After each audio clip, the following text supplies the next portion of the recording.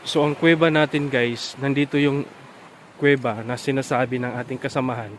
na sinabihan siya na may kuweba daw dito sa sinasabing isla dito mismo sa Davao Oriental. Ito yun guys. Kung nakita ninyo guys, nandito yung kuweba na sinasabi ng isang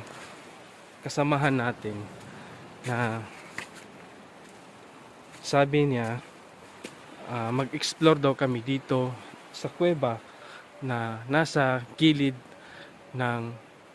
tabing dagat. Ito'y malayo na sa kabihasnan mga ka-TH at saka may history din itong lugar dito kasi pinupugaran daw ito ng mga Hapon noon at katabi lang nito mga ka-TH ay yung mga kalansay na nakita ninyo sa aking vlog